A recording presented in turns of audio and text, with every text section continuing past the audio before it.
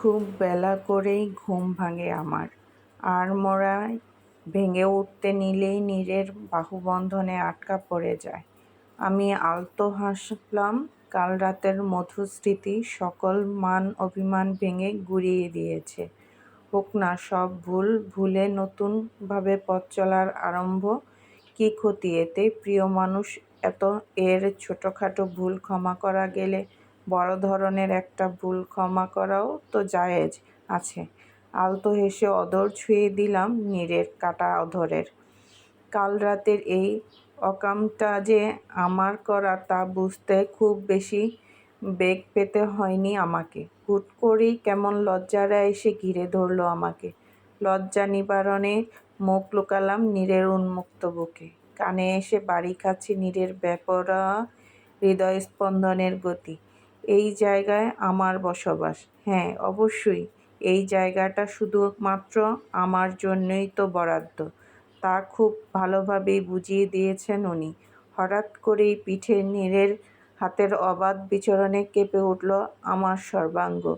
নিঃশ্বাসের গতি মুহূর্তে বেড়ে গেল বহুগুণ। এইভাবে আমাকে বেসামাল করার ফন্দি এঁটে ঠিক করনি বউ? সাত সকালবেলা একজন নিষ্ঠাবান মন্ত্রীকে উত্যক্ত করার শাস্তি তোমাকে পেতে হবে। ওনার এমন কথায় ভ্যাবাচ্যাকা খেয়ে গেলাম। চোখ বড় বড় করে তাকাতেই উনি চোখ টিপ দিলেন। ওনার এহেন আচরণের বিরুদ্ধে প্রতিরোধ করার সুযোগটুকুও দিলেন না উনি। আবারও আমাকে ভাসিয়ে দিলেন তার অবাধ্য ভালোবাসার জোয়ারে। আয়নার সামনে দাঁড়িয়ে চুল ঠিক করছিলাম। এমন সময় বলিষ্ঠ একজোড়া হাত এসে আঁকড়ে ধরল আমার কোমর। নীরের এহেন হুটহাট স্পর্শতে লজ্জায় নুয়ে পড়লাম। ঘুরতে যাবে বউ? ওনার এই প্রস্তাবে চোখ চকচক করে উঠল। আমার সাথে সাথে রাজি হয়ে গেলাম। আমাকে খুশি হতে দেখে উনি হাসলেন। আমার ললাটে অধর ছুঁয়ে বলে উঠলেন, রেডি হয়ে নাও বউ।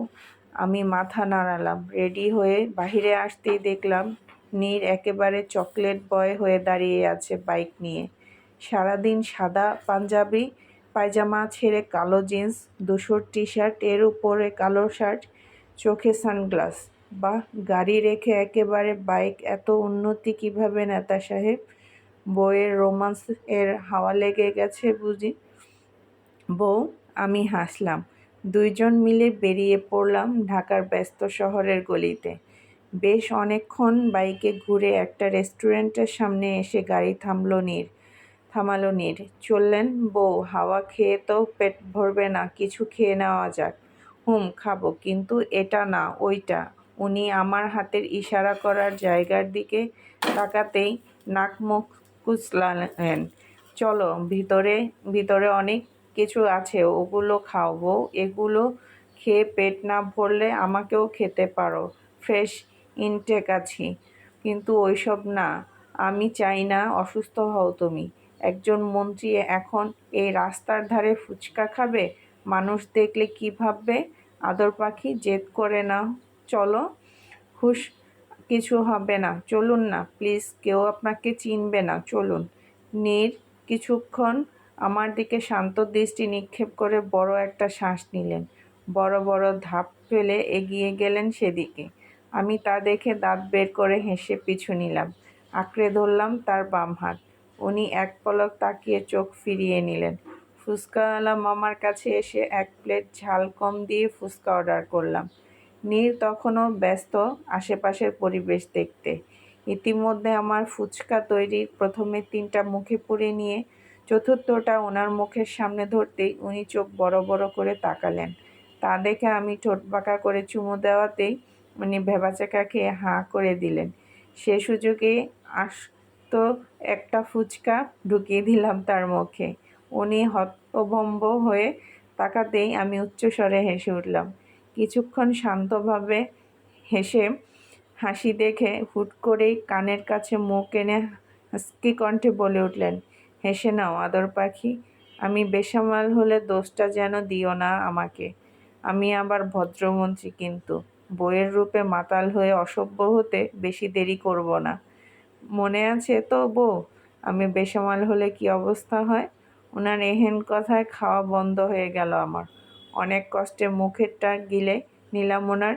এমন লাগামহীন কথায় কান দুটোও গরম হয়ে উঠেছে। বিড়বিড় করে বলে উঠলাম, অসভ্য নেতা সাহেব। হসপিটালের কেবিনে রাখা বেডের উপর বসে আছে মেহের। দৃষ্টি তার দূর আকাশের দিকে, পাখিদের উড়ন্ত খেলার দিকে, অবাধ্য ছোটাছুটির দিকে। মেহেরের দৃষ্টি সেদিকে থাকলেও অশ্রুগুলো বাঁধ ভেঙে গড়িয়ে পড়ছে অনবরত চোখের কিনারা দিয়ে। হঠাৎ করে দরজায় নখ হতেই মেহেরের হুঁশ ফিরে। অবাক হয় মেহের, কারণ এই সময় তার কেবিনে কেউ আসে না। নার্স ঠিক 10টার দিকে তার কেবিনে এসে তার খাবার দিয়ে চলে যায়, আর তারপর আসে ডাক্তার 3 বেলা রাউন্ডে। মেহের নিজেকে সামলে চোখ মুছে বলে ওঠে, কে? মেহের সাড়া পেয়েই দরজা খুলে প্রবেশ করে রিয়াজ। সাথে সাথে মেহেরের নিঃশ্বাস আটকে আসে। ইচ্ছা করছে তার কোথাও পালিয়ে যেতে। কেন আসবে এই লোক? তাকে দেখতে কেন? তার এখানে কী কাজ?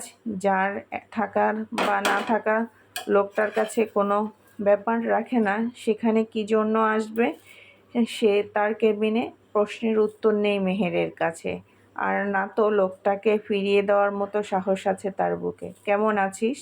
রিয়াজের এই প্রশ্নে তাচ্ছিল্যের হাসি ফুটে ওঠে মেহেরের ঠোঁটে। হসপিটালের নামিদামি আলিশান কেবিনের শক্ত বেডের উপরে পেশেন্টদের জন্য বরাদ্দকৃত জামা পরে শুকনো মুখ ফোলা চোখ নিয়ে বসে থাকা রমণী কেমন আছে তা কি ঘটা করে বলতে হয়? কেন বলতে হয় জানা নেই মেহেরের, তবুও বলে ওঠে, ভালো আছি। দুজনার মধ্যে পিনপতন নীরবতা ভেঙে রিয়াজ বলে ওঠে, নানিমা তোকে ওনার সাথে একবারের জন্য নিয়ে যেতে চায়। জানি।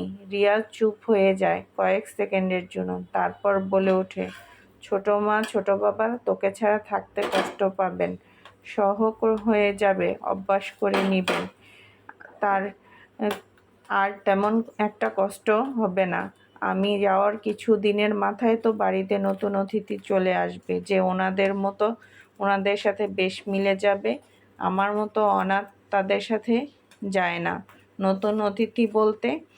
ভ্রু কুঁচকে মেহের হাসে। কষ্ট বেদনায় ভরা সে হাসিটা মুহূর্তেই রিয়াজের বুকে কামড় ধরিয়ে দেওয়ার জন্য যথেষ্ট ছিল। এই রকম চিনচিন ব্যথার সাথে সে আগে পরিচিত ছিল না, কিন্তু আজকাল বেশ ভালোভাবেই এই ব্যথার সাথে তার বন্ধুত্ব হয়ে গেছে। আর 1 সপ্তাহ পরেই আপনার বিয়ে, ভুলে গেছেন? আজকে 26 তারিখ। তার সাথে তোর কম্প্যারিজন করার মানে কি? সে বাড়ির বউ আর তুই এই বাড়ির মেয়ে। তার জায়গা আলাদা, আর তোর এই পরিবারে আমার কোনোদিন জায়গা ছিল না। আর না আমি এই পরিবারের যোগ্য ছিলাম। এটা তো আপনাদের দোয়া, যার দরুন আমি অনাথ আশ্রমে থাকার জায়গায় আপনাদের বাড়ির আশ্রিতা। আর কিছু বলতে পারল না মেহের। তার আগেই গালে তীব্র ব্যথা অনুভব করল সে। আপন মনেই হাতটা নিজের গাল অবধি চলে গেল। সামনে তাকাতেই ভয়ে আঁতকে উঠল সে। হ্যাঁ, এই মুহূর্তে রিয়াজই মেহেরকে থাপ্পড় দিয়েছিল। সব কিছুর সীমা আছে মেহের, সেই সীমা অতিক্রম করবি না, খবরদার। আশ্রিতা বলতে বুঝিস?